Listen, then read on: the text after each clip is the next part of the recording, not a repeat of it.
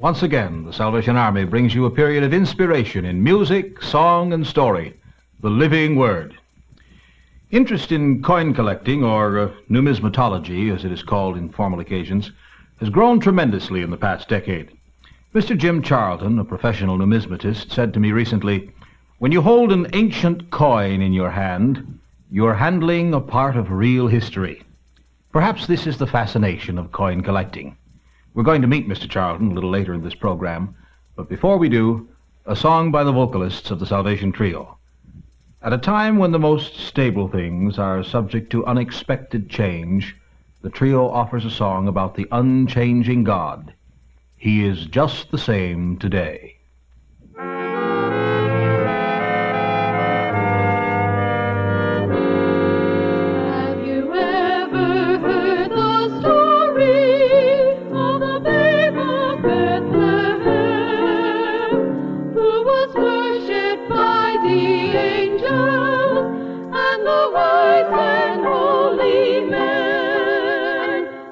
He taught the learned doctors in the temple far away.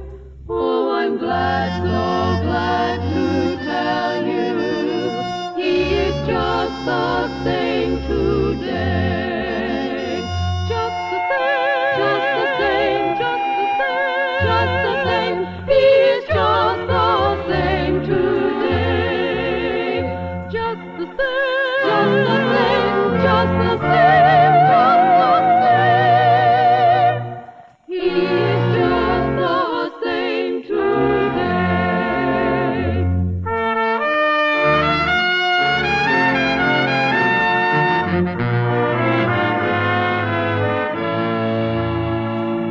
Have you ever heard of Jesus praying in Gethsemane, and the ever-thrilling story, how he died upon the tree? Through a thorn his forehead piercing, as his spirit passed away. This he did for you, my brother. And he's just the same today. Just the same, just the same, just the same, just the same. He is just the same today. Just the same, just the same, just the same, just the same. He is just the same today.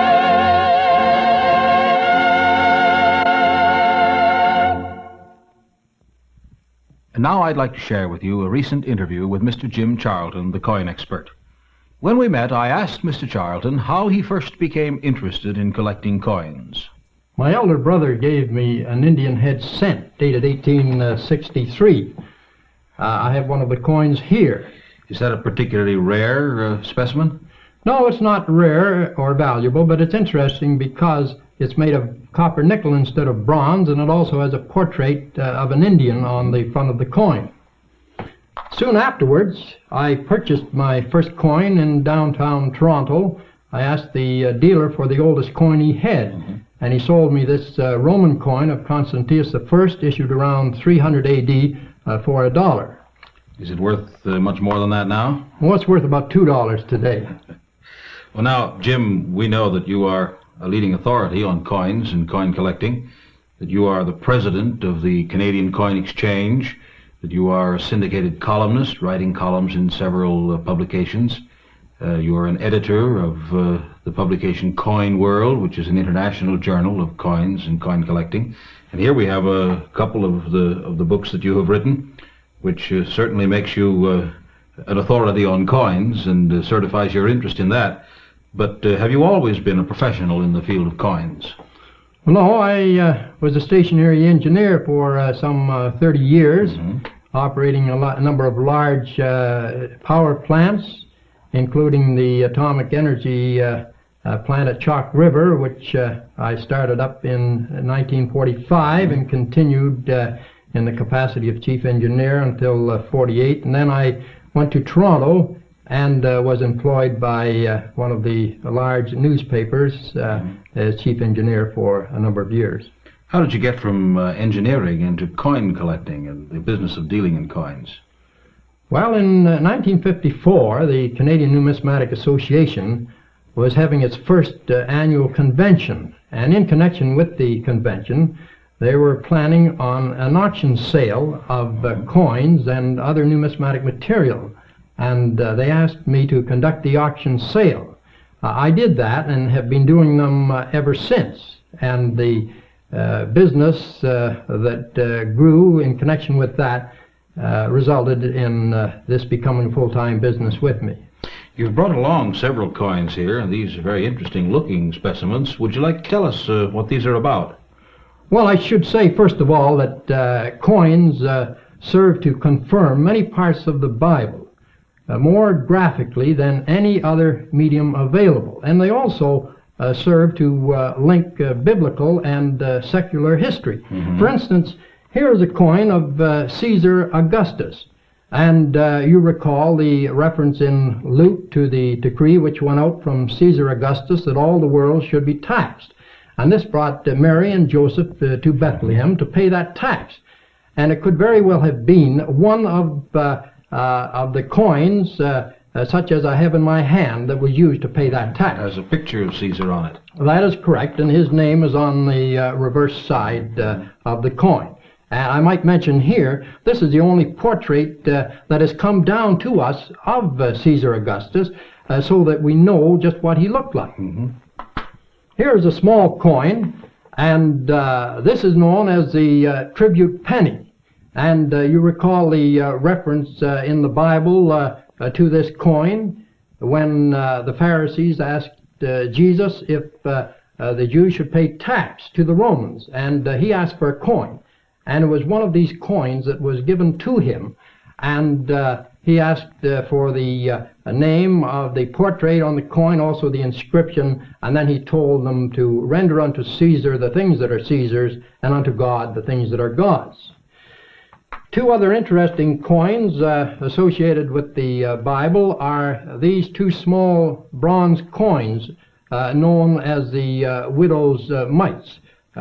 Two of these referred to in the Bible as farthings were deposited by that poor widow woman of whom Jesus said she gave all that she had. The large silver coin with the portrait of the Greek god Melkarth on the obverse and the eagle on the reverse is known as the shekel of Tyre, and also as one of the 30 pieces of silver. 30 pieces, as you know, were paid to Judas for the betrayal of Christ. Now, the monetary value of the coin in our money is approximately 50 cents, so that the betrayal of Christ was for approximately $15. Here's a big, thick, rather crude-looking piece. What's this one? That is one of the oldest coins in my collection, known as the Owl of Athens. Actually, it's a tetradrachm, and the familiar owl is on the reverse, also a cut which was a test mark to determine the purity of the silver. That was issued around 480 A.D., or rather B.C. Well, now, you've demonstrated your interest in coins and talked about engineering. Are these things your principal interest in life? No, for the past 20 years, my main object in life has been to seek to know and do the will of God. How did this come about?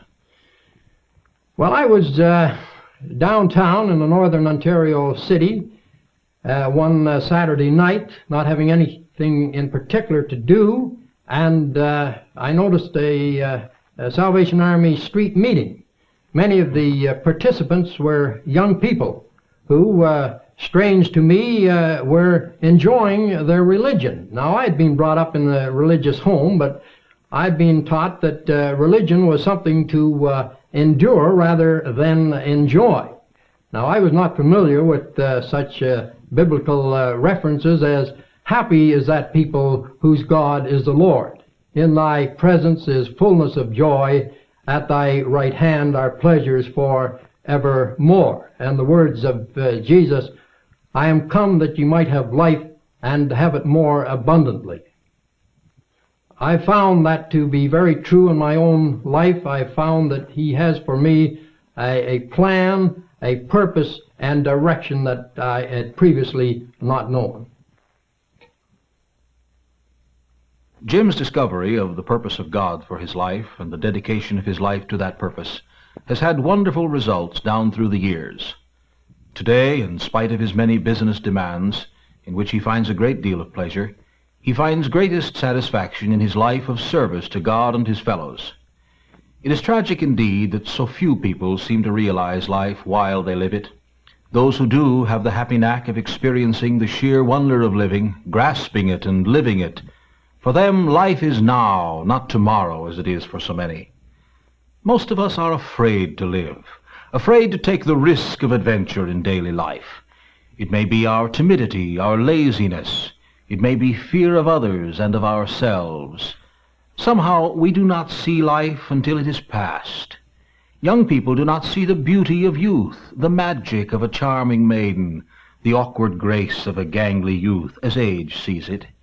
A boy does not see himself as his father sees him, still less as his grandfather sees him with the clearer, kinder eyes of age. No doubt this is why, when we get older, we long for the good old days. We forget the tensions of the past. We want to go back, settle down, and live it. One reason is that perhaps there is no fear in the past. It is gone.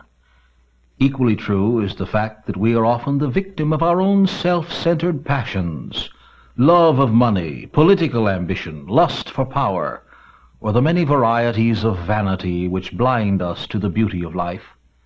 Some of these things are held so closely that we cannot see anything else, not even life itself. Is it impossible, then, to get out of ourselves and close to others? Must we always be prisoners in our own solitary confinement? In this dilemma, we come close to the essential truth about life. It can only be gained by losing it. This paradoxical truth cannot be subjected to logic and reason. It can only be experienced. When we lose our life, our self-interested ideas in disinterested service for others, then we truly find life, the abundant life of which Jim spoke. Join us again, won't you, when we will seek to learn more of the living Word, and of Him who is, in very truth, the living Word.